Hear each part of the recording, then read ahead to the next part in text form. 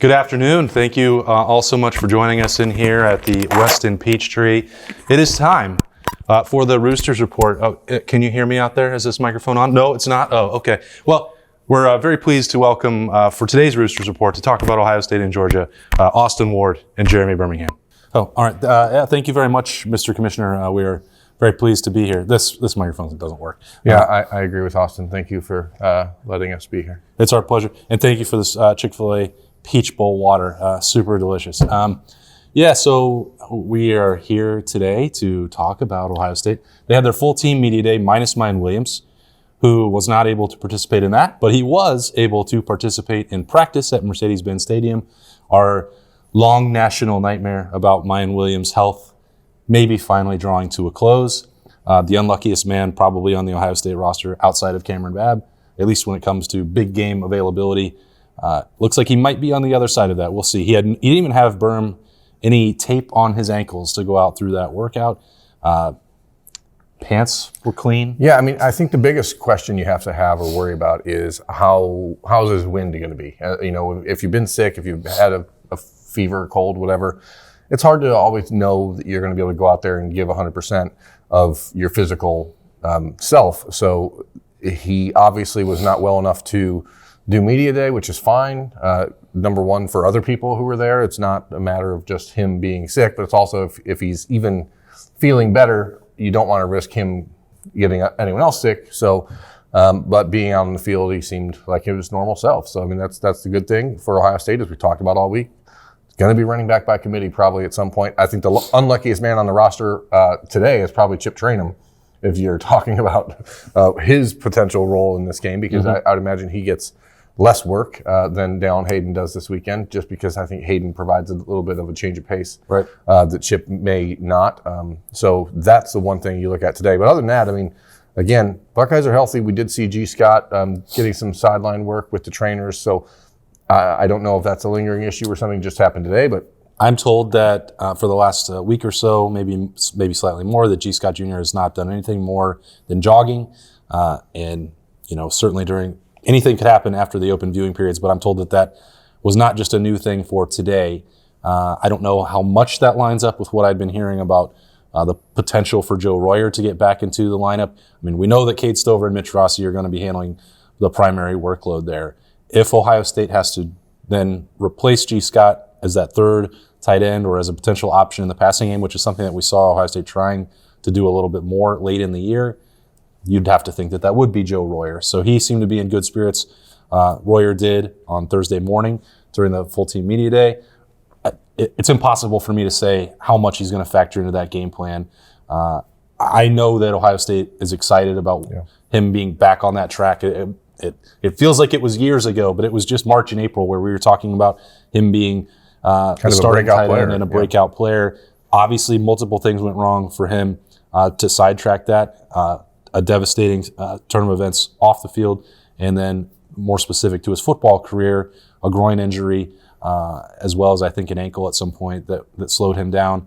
Get past one thing you'll probably never really get over. The other, physically he can, and we'll see if that translates. But I don't think that G. Scott Jr. will be in a position to really help Ohio State on Saturday night. Yeah, and the reality is if Ohio State's down to their third tight end and counting on the third tight end to make a bunch of plays in this game, it's probably not a good thing anyway. That's true. The guys that are going to have to make plays are the guys that are the superstars, and that's how you beat a team like Georgia. The best players on Ohio State's team have to play the best football. I don't think that you're going to be counting on G. Scott anyway to make. Now, that said, they have tried in the last couple games, especially Michigan. They had packages where G was out there earlier and are trying to do different things. So you do see that. I think talking to guys today at media day, a couple of them just mentioned how glad they were to just finally feel 100%. Julian Fleming said I'm healthy. I feel great. Like those are the things that the little advantages you get by having the month off. Everyone seems to be ready to go. And, media day, it's kind of chaos. It's not one of these situations where we have any real control over what happens. There's 1,000 people mingling in a room and nobody's talking to the actual starters because everyone's talked to them all year and we're all trying to figure out the next storyline. I just wanted to ask people how they felt generally and what was the vibe. As I said, like yesterday when we're talking about this team, you really do get the sense that most of them understand fully that no one believes that they can win this game. And I do think they're really relishing that. You can tell every time you ask them, hey, what do you guys think of this belief that no one thinks you belong here? And there's always just sort of a wry little smile, like we know what people are saying, and that's well and great. But if you don't go out there on Saturday and play the best game you played all year, it's not gonna. Those wry little smiles don't mean jack. Yeah, I'm sure that people are tired of me talking and seeking out health updates for Ohio State, but this team was a lot more banged up than I think that anybody knew or got credit for because of the way that Ohio State's been so secretive throughout the year. So I feel like it has been important to get a measure of context, not only for the way a season may have gone for somebody. I'm thinking specifically of Denzel Burke, who I talked to on Thursday morning, but also what that might mean for why has Ohio State not played the full game to its full potential the way that it's admitted itself that it hasn't. Well, I think that's a key part of that in understanding this team. Everybody has injuries. I'm not suggesting that Ohio State is different or hit worse or better than anybody else, but it does feel like they were hit worse this year. And I think the way that they handled it may have made it seem that way because they didn't have a ton of season-ending injuries necessarily. Right. But Denzel Burke said, he feels like he's 150% now compared to where he was, missing almost all of training camp with the shoulder injury and then having the broken hand issue that popped up in September. So for somebody like him, why did Denzel Burke not reach his full potential after a great freshman year? Well, he wasn't able to practice. And Ryan Day, that was one of the only things he said throughout the course of the year that you're like, okay, well, something more serious is going on when guys like Denzel Burke can't practice, or when Matthew Jones is limited, or Emeka Egbuka can't go out there and catch balls with Marvin Harrison and get an extra work. Like that stuff can compound and it's hard to catch back up in the season.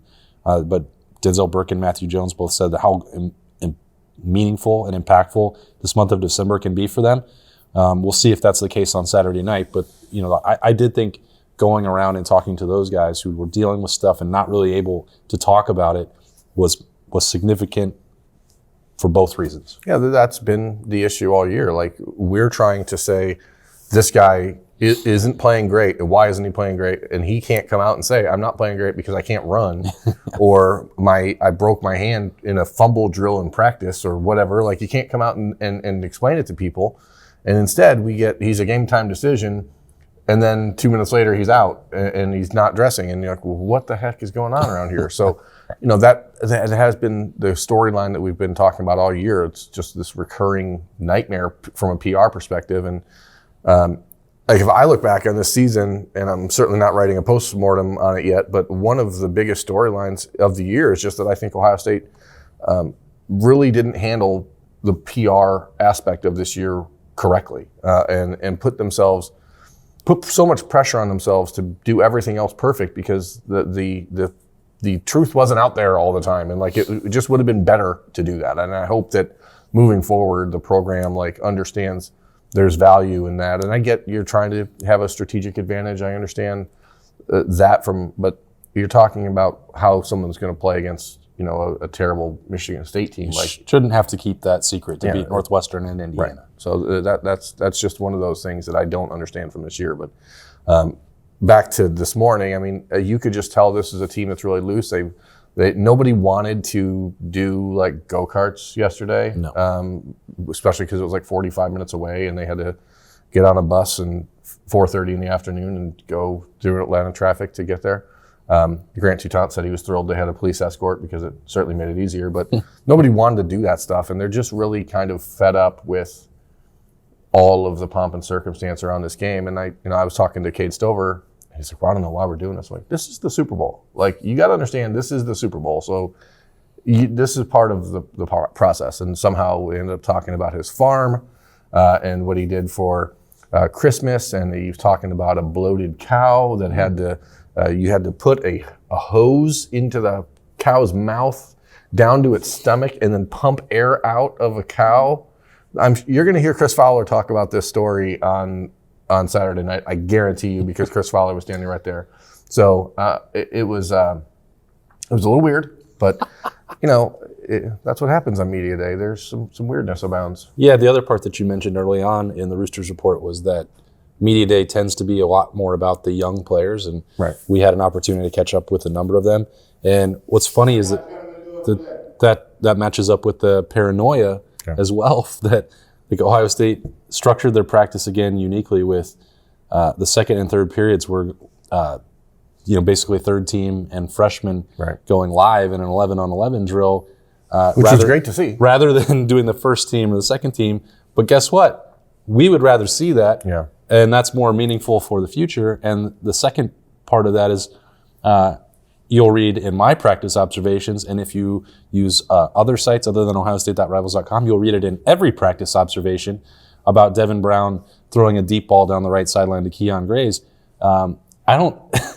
They're trying so hard to be secretive and not give you anything to talk about. And what they wound up doing was giving a storyline about the future team, 2023 Ohio State roster potentially, that everyone was trying to create today anyway. And that's what I don't understand about Media Day. And I understand that this is not the same at every bowl. It's a CFP issue where it's a team required thing.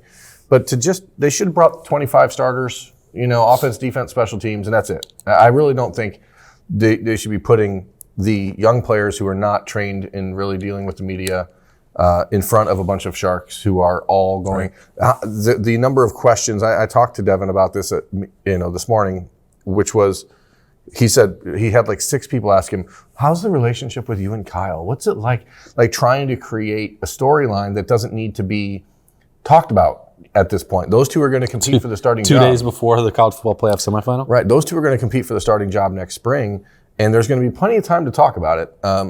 But this is the nature of college football is such that we don't get a chance to talk to these kids. The people have to jump on this and start preparing for a month from now when there's no football to talk about. So they're going to, and Devin's like, what am I supposed to say?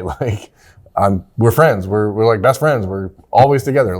That's it. And then Ohio State, by trying to be tricky and sneaky in practice, like yesterday where they're only showing us special teams, today they put the scout team and the third team out there and give people a chance to see Devin do some things, and then people are going to just be like, oh, Devin Brown's going to be the starter. That's what's going to happen. And it's just goes back to what I said about PR. They're just tripping over their own feet. There's a lot of own goals that happen this year, and I don't understand it. Yeah. They need to have a look at that. It starts at the very top. I don't want to make that clear. I've said that on other shows throughout this month. It is not a communications issue, in my opinion. I think that right now there's a lot of frustration from the man in charge of this program, and we saw that, really, that's Ryan Day, really coming to a head the week of the Michigan game. We've talked about his mentality and his mindset, and I don't think that he's past that annoyance with everything. Yeah, you can tell he's still a little. You have 85 guys that are pretty loose, and then you see that Ryan Day he's obviously very serious. And all the coaches are very serious today. Keenan Bailey, I asked him, how did you bowl? He's like, I'm not here to bowl. I'm here to beat Georgia. So, they're all in that mindset. They know that they have an opportunity to change some narratives that you and Bill talked about on the Daily this morning. Their goal is simple. Their goal is beat Georgia. But I think in some ways you do things to your own detriment when you just get so wound up. Yep. Well, we grabbed Keenan Bailey, as you mentioned, for an interview that'll be available on the podcast tomorrow for Freaky Friday. Sonny Styles, Kyle McCord, and Devin Brown also join me for some quick hitting conversations. We'll have those as well as some bold predictions on Friday morning. We're going to have a more Roosters Report. The people that won the bowl trip giveaway will be arriving in Atlanta. We're going to hang out and catch up with Nicole Cox. Saturday we'll have a pregame. We'll see if we can maneuver around the internet to do that live for you all, because we're going to be there about 5 hours before kickoff. Yeah, I don't know what time we should expect that, folks. Probably 6 o'clock or so Eastern time once the availability report is out. And okay. So let's just aim for 6, okay? We'll make a date. It's New Year's Eve. What else are you doing? You're not going anywhere. Stay home.